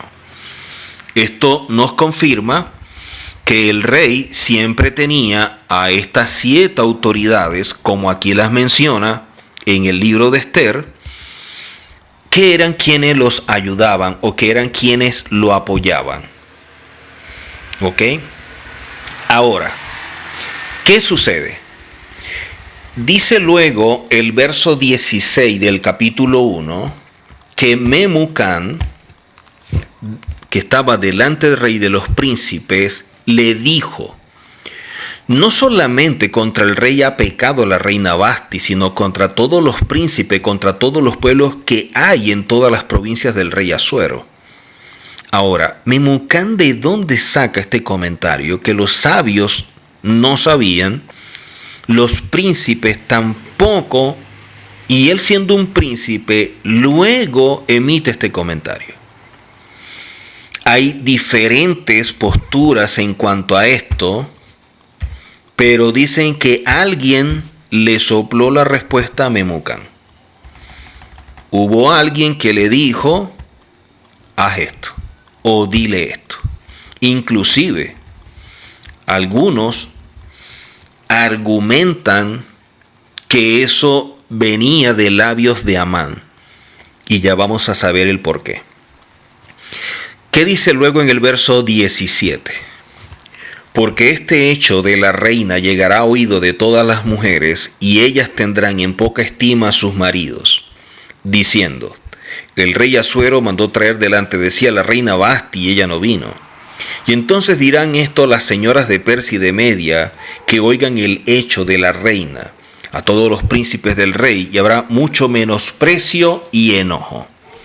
Si parece bien al rey, salga un decreto real de vuestra majestad y se escriba entre las leyes de Persia y de Media, para que no sea quebrantado, que Vasti no venga más delante del rey Asuero, y el rey haga reina a otra que sea mejor que ella. Ahora, la pregunta es: ¿qué pasó con Vasti? Porque Vasti era de la realeza, Asuero no. Vasti era alguien reconocida. Asuero es por la forma como llega al trono, y la gente todavía se preguntaba cómo llegó este hombre, sabiendo de dónde venía. Entonces, si Vasti no va a estar delante del rey, ¿qué va a suceder con Vasti? Porque Vasti puede luego presentarse, hablar, llamar a un concilio, a un grupo, y debatir lo que ha sucedido. Recordemos que esta mujer, que es hija de Belsasar, que viene siendo descendiente de este rey Nabucodonosor, y de allí la importancia de esta mujer, es la que expresa el por qué hace lo que hace contra los judíos, pero también hay algo que sucede por lo cual ella no se presenta. Recordemos que los príncipes que se menciona no quisieron opinar, pero luego Amán dicen que es el que le dice a Memucán qué hacer. Pero cuando nosotros vemos comentarios de otras personas, se enseña que Amán también fue llamado Memucán, ya que fue establecido para el castigo. Entonces, dentro de la tradición rabínica, Amán se considera como un arquetipo del mal y perseguidor de los judíos. Y de allí todo este mal y todo el daño que quería proporcionar al pueblo de Israel. Vemos luego en Esther 1:20 en adelante que dice lo siguiente: y el decreto que dicta el rey será oído en todo su reino, aunque es grande, y todas las mujeres darán honra a sus maridos, desde el mayor hasta el menor. Agradó estas palabras a los ojos del rey y de los príncipes, e hizo el rey conforme al dicho de Memucán, que ya sabemos quién es. Por eso aquí se caen las máscaras. Ahora descubrimos realmente quién está operando detrás de este hombre, que en verdad es Amán.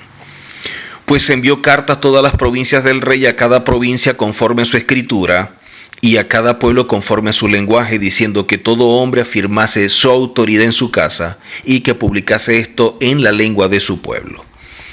Miren todo lo que sucede acá. Ahora, este edicto se establece, Vasti no se presenta ya, vemos que Amán, visto como Memucán, envenena la cabeza del rey. Este hombre ya estaba borracho, dictamina lo que dictamina, ya los judíos cayeron en la trampa, ya ellos hicieron lo que Vasti había planificado y que Amán le convenía y por eso no dijo nada en contra del plan de ella. Pero algo también había entre Amán y Vasti y estaba allí como una especie de odio, y esta situación de alguna manera se la puso como que fácil a Amán para deshacerse también de Vasti. Dice luego el capítulo 2: pasadas estas cosas, sosegada ya la ira del rey Asuero. Cuando dice pasadas estas cosas, ¿cuáles fueron? Todo lo sucedido previamente en todas estas fiestas y lo que se dictaminó y el decreto y todo esto. Dice que se acordó de Vasti lo que había hecho y de la sentencia contra ella. Y dijeron los criados del rey sus cortesanos: busquen para el rey jóvenes vírgenes de buen parecer, y ponga el rey personas en todas las provincias de su reino que lleven a todas las jóvenes vírgenes de buen parecer a Susa, residencia real, a la casa de las mujeres, al cuidado de Hegai, eunuco del rey, guarda de las mujeres, y que les den sus atavíos. Y la doncella que agrade a los ojos del rey, reina en lugar de Vasti. Y esto agradó a los ojos del rey y lo hizo así. Ahora, vemos acá que pasa todo esto. El rey se acuerda de Vasti, de lo que ha hecho. Dice todo esto, pero también el rey pregunta: ¿y cómo llegué a dictaminar ese decreto contra Vasti? ¿Quién es la persona que está cerca de Asuero? Amán, con esa máscara de Memucán. Y le dice: fueron estos ministros que te dieron el consejo. ¿Qué hizo Asuero? Los mandó a matar. Y de esta manera se establecen otras personas como consejeros, como príncipes cercanos a Asuero. Y de esta manera el plan de Amán se viene orquestando y desarrollando de la mejor forma aparentemente para él. Ahora, la pregunta es: ¿dónde está Vasti? Porque no se presenta delante del rey, pero ¿dónde está? Ya vemos que Amán saca del camino a Vasti y también sacó a los ministros. Ahora el más cercano a Asuero es él. Es un hombre que va subiendo y subiendo y subiendo, pero como enseña la Tanat, antes de la caída viene la altivez. Hashem permitió que Amán no cayera porque tenía que levantarlo para luego caer. En Pesach todos los primogénitos murieron, menos Faraón. Y recordemos que Faraón, el traspaso del trono era siempre el primogénito. ¿Por qué Faraón no muere? Porque tenía que ver todo lo que iba a suceder hasta el final. Por eso, hay personas que nosotros vemos que decimos: oye, pero ¿por qué esta persona hace daño y hace esto y hace esto? ¿Y qué sucede? Pero todas esas personas en su momento van a caer. Lo que pasa es que cada quien cae en el tiempo que Hashem establece y lo va a hacer de la forma como Hashem quiere. Muchas veces Hashem no va a acabar y a destruir a alguien, que es lo que muchas veces la persona desea y confunde la venganza con justicia. A veces, no, porque lo justo es que la persona le pase esto y le pase esto y le pase el otro. No, eso no es justicia, eso es venganza. Y a través de los ojos de la venganza quiere establecer justicia cuando no es verdad. El rencor, el odio, la raíz de amargura es la que guía a este tipo de personas. Hashem, como es justo, tiene otra forma de hacer las cosas para establecer un orden y mostrarle a sus hijos que Él tiene el control. Y como dice la misma Tanakh, mía es la venganza. Él es el que se encarga. Él es el que hace justicia. Y eso nos lo enseña Hashem a través del salmista. Cuando el Eterno establece que dice, aderezas mesas delante de mí en presencia de mis angustiadores. ¿Qué es lo que hace Hashem? Yo no lo voy a quitar. Yo no voy a quitar a la persona que te está haciendo daño. Yo lo que voy a hacer es que te voy a elevar. Yo te voy a llenar de gracia, te voy a llenar de favor.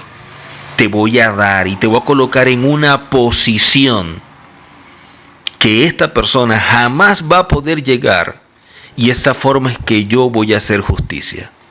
Yo voy a hacer justicia colocándote en una posición que él desde abajo te va a ver. Y delante de esa persona te voy a llenar de favores. Yo no los mato, yo no los destruyo. Yo simplemente muestro la bendición en tu vida delante de ellos. Esas personas que hablan delante de todo el mundo en contra nuestra y nos juzgan y dicen cada cantidad de cosas e inventan y mienten, como muchas veces dicen, y voy a ir contra ti, voy a decir esto en tu contra y voy a decir esto y voy a inventar esto y va a ser tu palabra contra la mía. Sí, es verdad. Pero mientras uno calla, Hashem pelea nuestras batallas. Porque para ese tipo de persona lo mejor es el silencio. Y es la forma como uno se defiende. Porque si uno se defiende, está dando a entender que lo que dice la persona es verdad. Y la gente no sabe lo que esa persona ha maquinado o ha dicho. Y cómo amenazó. Y cómo dijo, voy a decir y voy a hacer todo esto contra ti por no hacer esto o por no hacer lo que yo quiero o porque no me complaces o porque no quisiste hacer lo que a mí me gusta. Y como no aceptaste, entonces ahora yo te destruyo. Pero eso no es tan fácil como las personas lo dicen, ciegos por la rabia o por lo que ellos desean. Estas personas tienen siempre finales muy tristes. Inclusive vemos el caso de Job. Todos aquellos que eran supuestamente sus amigos y hablaron en contra de él, luego estas personas se enfermaron. Y cuando se enfermaron, que oraron a Hashem, Hashem le dijo, yo los voy a sanar, siempre y cuando sea Job el que ore por ustedes. Imagínense estas personas que hablaron tanto de Job y que Job lo sabía, se enfermaran y el que va a actuar en su favor, el que va a interceder, va a ser el mismo Job. ¿Ustedes se imaginan la impotencia y la rabia de tener que tragarse su orgullo y tener que ir delante de Job y decir, quiero que ores por mí? Primero están reconociendo la posición de Job. Y segundo, van a tener que tragarse todo lo que dijeron y bajar la cabeza delante de Job. Y dice que Job lo hizo de esa forma y Hashem quitó la aflicción de Job cuando oró por sus enemigos. Hashem coloca delante de nosotros personas para que oremos y de algunas estamos conscientes que trataron de dañarnos y de otras no. Pero nosotros debemos actuar no como la gente del mundo, sino como personas con la Torá y sacar la raíz de amargura y el rencor que tenemos contra otros. Tenemos que perdonar porque el perdón es la liberación del corazón. Una persona que no perdona tiene raíces de amargura, tiene resentimiento contra su pareja, contra sus padres, contra su hijo, contra un hermano, contra un vecino, contra quien sea, haya hecho lo que haya hecho, usted es preso de su odio. Y el único que se enferma es usted. El único que se enferma es usted. ¿Cuántas personas yo no he visto enfermas con cáncer o con algo y es el resultado de lo que ellos mismos fueron construyendo por raíces de amargura, por no perdonar, por odiar, por no querer pasar la página? Y pensamos que perdonando es una injusticia y que no estamos haciendo lo correcto porque esa persona se merece lo que se merece. No, no es así, estamos siendo injustos con nosotros. Porque somos nosotros los que tenemos la herida abierta y tenemos que aprender a sanar. Tenemos que aprender a perdonar y seguir adelante. Por eso es que Job dice que se le quitó la aflicción y la enfermedad que tenía cuando oró, cuando bendijo a sus amigos, entre comillas. Por eso es que aquí se caen las caretas. Esos supuestos amigos de Job eran realmente enemigos y muy feos. Dice que todo esto que ha sucedido en relación a Basti y Asuero, cuando pasan todas estas cosas, en Vaikra Rabá, Margaliot, dice: así separó el vino entre Ahasveró y la reina Basti de la ejecución. Como está dicho, al séptimo día, cuando el corazón del rey estaba de humor alegre por el vino, él dijo a Mecumán que trajera ante el rey a Basti la reina con su corona real sobre la cabeza, para mostrar a los pueblos y a los príncipes de su belleza, porque era hermosa en apariencia. Pero la reina Basti siguió rehusando venir de acuerdo con la palabra del rey que se le transmitió mediante los oficiales de la corte. A esto el rey se indignó en gran manera y su furia misma se encendió dentro de él, y por ello la mató. Cuando la ejecutó, empezó a preguntarse por qué la había asesinado. En Sifrei de Gacta, sobre Esther, en el Midrash Penin, nos dicen que hay un Midrash que continúa diciendo en relación a esto que cuando se le pasó el enfado y los efectos de la borrachera a Asuero, le dijeron: mataste a Basti. Y él dijo: ¿quiénes me aconsejaron que la matara? Y lo intentaban de convencer y no lo consiguieron hasta que le dijeron que buscasen para el rey mujeres jóvenes, vírgenes de hermosa apariencia. Y la cosa fue grata a los ojos del rey y procedió a hacerlo así. Recién entonces es que aceptó que dio la orden. Pero cuando él preguntó quiénes me aconsejaron que la matara, ¿quién salió a decir? Fueron los ministros. Amán, el malvado. Estos midrashim continúan la tendencia de la Megilá y amplían la estupidez del rey, ya que todo lo que sucedió entre Basti y Ahasveró se debió a la borrachera de él. Y tan pronto como se puso lúcido, se arrepintió de haberlo hecho. Esta tendencia también existe en el midrash que aparece en Esther Rabá, que Basti intenta convencer a el esposo, a Ahasveró o a Asuero, de que anule su instrucción de desnudarla frente a todos y se presente solo con la corona. Y ella trae varias razones para esto. Según Rabá, en la Megilá, la razón de la muerte de Basti es el pecado de Asuero, porque Asuero trajo los utensilios del templo para usarlos en una celebración y darle uso inapropiado. Y por lo tanto su castigo fue contra su utensilio. Y esa es la forma como Asuero hablaba de Basti. Basti es mi utensilio. Porque ella era la de la realeza y la que usaba para poder presentarse como parte de la realeza. Esta imagen de Basti como utensilio de Asuero aparece más adelante explícitamente en Megilá 12b. La Guemará continúa detallando lo que ocurrió en la fiesta, así también en la fiesta de ese hombre malvado, Asuero. Cuando los hombres comenzaron a conversar, algunos dijeron: que las mujeres de Media son las más bellas, mientras que otros decían que eran las mujeres persas.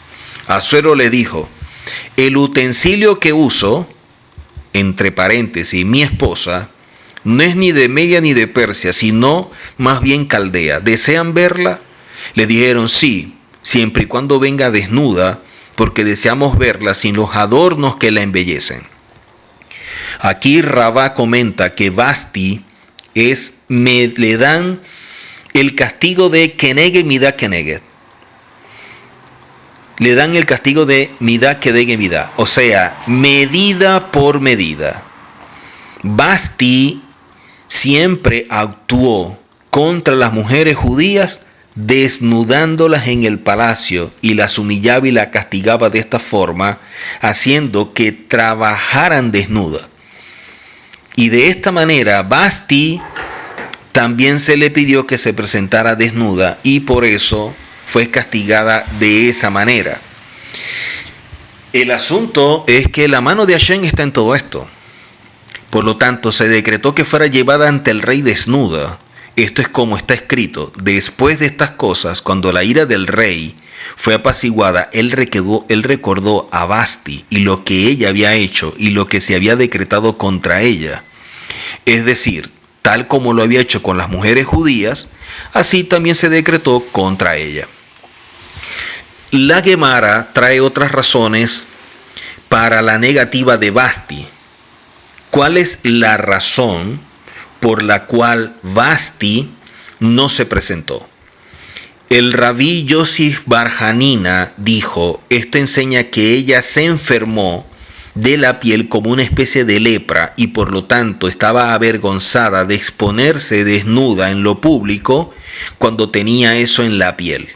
Una razón alternativa para su vergüenza fue enseñada también en una baraíta que dicen que el ángel Gabriel vino y hizo que la cola le saliera. O sea, le salió como una especie como de rabo, algo así. Y ella no quiso salir en esa condición. Entonces, hay varios comentarios que expresan que algo le pasó y que tuvo vergüenza de salir. No es que ella no quería hacerlo, lo hubiera hecho, se hubiera presentado desnuda delante de ellos con la corona sin ningún problema. Pero algo sucedió en su cuerpo, en su piel, que hizo que se avergonzara y no fuera. Su oposición a comparecer ante el rey puede explicarse a través de todos estos pensamientos e incluso por aspectos de su ética, porque ¿qué mujer desea ser expuesta desnuda ante un grupo de hombres viéndose en esa condición cuando su cuerpo está totalmente visto como vergonzoso para la persona? Rabí Yossi Bar Hanina y el Tanaíta Matana dicen que según ello Vasti le interesaba ir, pero esta lepra o lo que sucedió con el ángel fue lo que impidieron que ella pudiera ir, y por eso fue castigada. Para hacer que exista como una especie de conflicto entre Asuero y Vasti, y de esa manera pueda entrar en escena Hadasa. ¿Cómo entra Hadasa si Vasti está en el escenario? Entonces Hashem manejó todo esto con el objetivo que en su momento viniera Esther y se presentara entonces.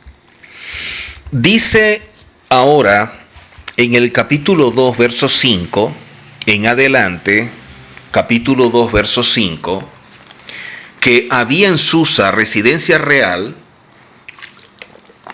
un varón judío cuyo nombre era Mordejai ben Jair, o Mardoqueo, el hijo de Jairo, hijo de Simeí, hijo de Cis, del linaje de Benjamín. De allí es que venían tanto Mardoqueo como venía también Hadasa.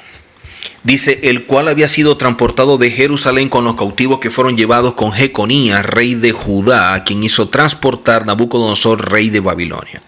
Y había criado a Hadasa, es decir, Esther, hija de su tío, porque era huérfana, y la joven era de hermosa figura y de buen parecer. Cuando su padre y su madre murieron, Mardoqueo la adoptó como hija suya.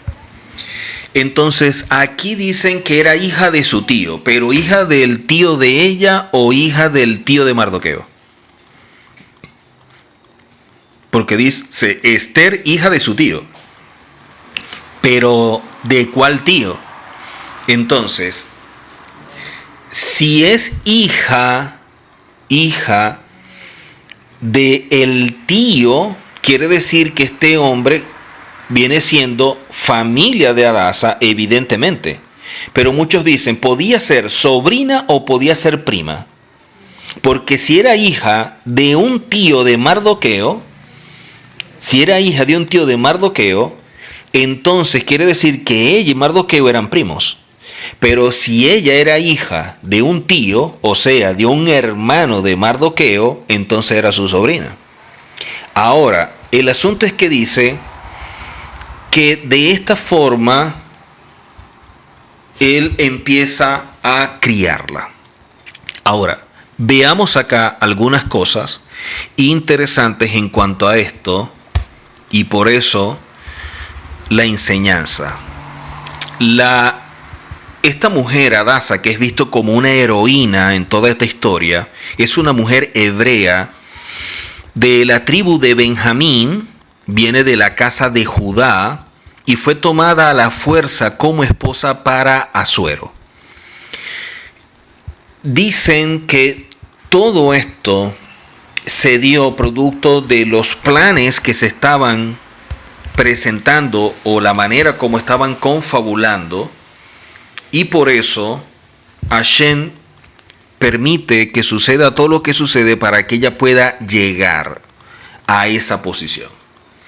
Ahora, la librería judía en su sección Canonización y la versión griega dice que uno de los resultados directos de la atmósfera judía en el libro de Esther fue que algunos rabinos decían que este libro, como no mencionaba el nombre de Hashem, no debería estar en el canon.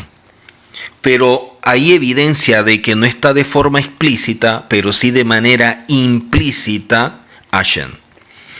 El Talmud en el Tratado Megilá 7a preserva debate sobre si el libro de Esther fue escrito con inspiración del Ruach HaKodesh.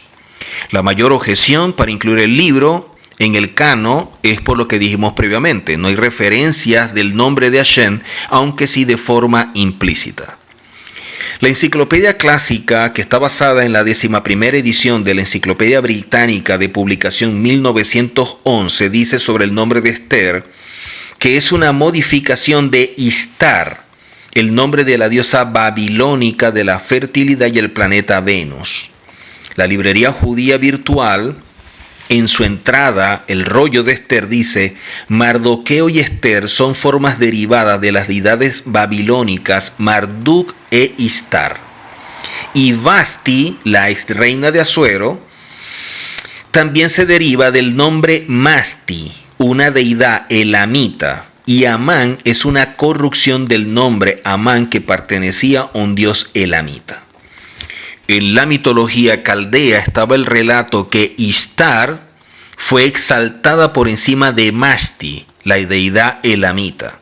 Y miren que dentro de la Megilá de Esther vemos que Esther es exaltada por encima de Vasti, que es lo mismo que aparece en la mitología caldea. Sobre esto dice la librería judía virtual, citando a Lewy, que esta leyenda cuenta de la elevación de la diosa Istar, que es Esther, sobre la diosa Masti, que es Vasti. Al leer el nombre Esther junto a Istar, se dará cuenta de la gran similitud entre ambos. Acorde a la Enciclopedia de Religión y Ética, el nombre Esther en hebreo es la forma aramea del nombre de la diosa de la fertilidad Istar. La única diferencia entre ambos nombres es que Esther es escrito con la letra Aleph, la letra Samek, la letra Taf y la Resh. Ishtar se escribe con la Aleph, la Shin, la Taf, la Resh, es decir, la Samek. La S es el nombre de Esther, la única letra de diferencia. O sea, todos los dos nombres tienen las mismas letras, menos que en el nombre de Esther, al escribirlo, colocaron la letra Samech. Y eso es lo que hace la diferencia. Pero es interesante porque queremos destacar que la letra Samech representa lo oculto, lo secreto. En el Midrash, el significado del nombre de Esther es lo secreto o lo oculto. Esther, esposa de Mardoqueo, que es Ishtar, esposa de Marduk, acorde a los sabios de Israel. Esther fue criada por Mardoqueo. Esther fue criada por Mardoqueo para que fuera su esposa, no su hija. Y esto lo dice Rashi, un gran comentarista de la Torá y de otros libros, sobre Esther en el capítulo 2, verso 7, cuando leemos que había criado a Hadasa, es decir, Esther, hija de su tío, porque era huérfana y la joven era de hermosa figura y de buen parecer. Cuando su padre y su madre murieron, Mardoqueo la adoptó como hija suya. Pero la traducción dice la adoptó, pero el término hebreo dice lekajá, cuya traducción literal es la tomó. Quiere decir que de alguna forma él la crió y se veía como una mujer desposada de Mardoqueo. Unos dicen que sí llegaron a ser esposos como tal y otros dicen que no. Pero el asunto es que el objetivo es que ella fuera la pareja de Mardoqueo. Inclusive dice, si he de perecer, que perezca, es lo que dice. Perdón. Si he de perecer, que perezca. Ahora, ¿por qué lo dice? Porque recordemos que si es la pareja de él y ella va a ir delante del rey, ella sabe que no puede volver con Mardoqueo, porque ella se instalaría allí y el mismo Mardoqueo es el que le dice, bueno, a lo mejor para esto es que te preparó Hashem. Ahora, los sabios establecen todo esto. Por eso lo que decía en Esther 4:16, Esther 4:16 dice, ve y reúne a todos los judíos que se hallan en Susa y ayunad por mí, y no comáis ni bebáis en 3 días, noche y día. Yo también con mis doncellas ayunaré igualmente, y entonces entraré a ver al rey, aunque no sea conforme a la ley, y si perezco, que perezca.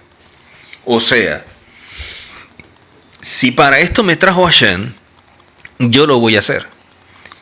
Y aunque dé mucho dolor, porque sabemos el lazo que existe entre nosotros, si yo he de perecer, que perezca, pero yo voy a hacer lo que Hashem me ha encomendado, y es poder interceder en favor del pueblo.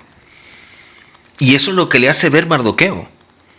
Mardoqueo le dice, es verdad que tú fuiste tomada por mí para que fueras mi esposa y todo esto, pero hay un propósito mayor que ese.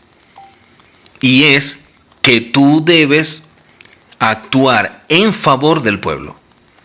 Y por eso ella dice lo que dice.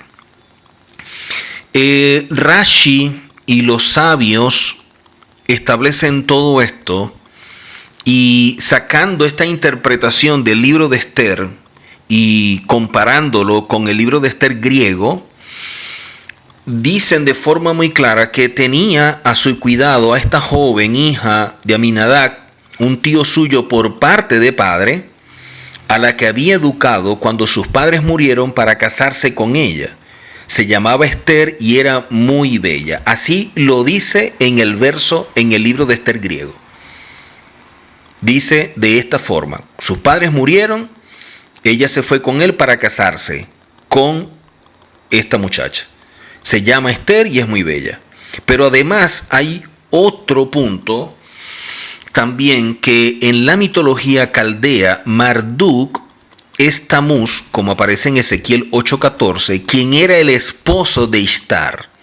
Y nuevamente surge la pregunta, ¿todo esto puede ser coincidencia? Claro que no.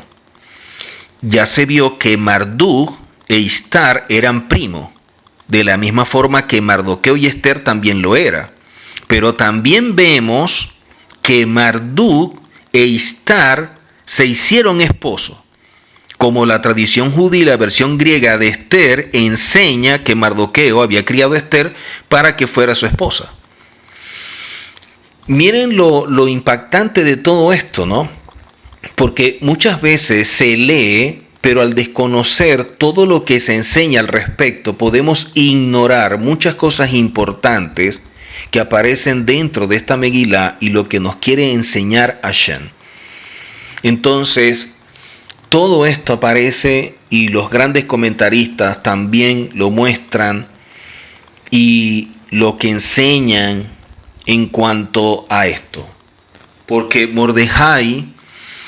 Mardoqueo era un gran líder de esa generación y fueron fundamentales en la salvación del pueblo de Israel después de reunir a la nación para que ayunaran, para que oraran, se arrepintieran de lo que hicieron en la fiesta y de esta manera Hashem actuara en su favor. Por eso es que muchos comparan a Yom Kippur con Purim, porque los dos son días de ayuno, tanto Yom Kippur como Purim, pero Purim también es visto como un día de gran alegría porque se revocó lo que había sido establecido. Por eso el rabino Isaac Luria señala que el término bíblico para el día de arrepentimiento, Yom Kippurim, puede también leerse como Yom Keppurim, lo que significa un día como Purim. Esto es lo que se enseña, esto es lo que nos muestran y de allí la importancia de todo esto. Este camino establecido por Hashem es una senda para transitarla en obediencia y no tratar de razonar y establecer tanta lógica a lo que hacemos, porque dentro de los planes de Hashem hay cosas que nunca vamos a entender porque los pensamientos de Hashem son diferentes a los nuestros y sus caminos son diferentes a los nuestros.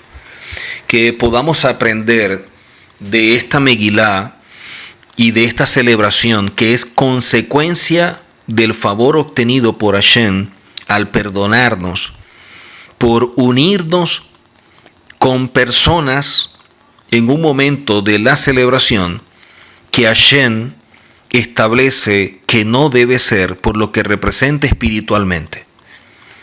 Y que de esta manera podamos caminar obedeciendo a Hashem como lo hizo Esther, como lo hizo Mordejai, y entender que siempre se van a presentar enemigos como estas personas, pero el primer enemigo somos nosotros mismos, como pasó con el pueblo y que aceptó la invitación.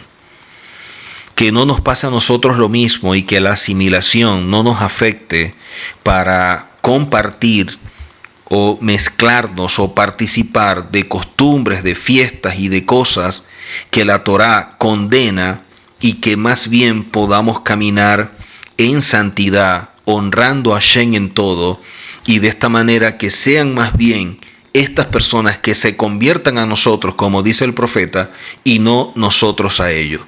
Que Hashem nos guarde, que nos guíe y que siempre podamos tener un maestro que nos pueda guiar, que nos pueda enseñar, como dice el profeta, que nos enseñe la verdad, la santidad, pero que también nos instruya para discernir, que es tan importante en este tiempo que vivimos con tantas cosas que se están dando en este mundo.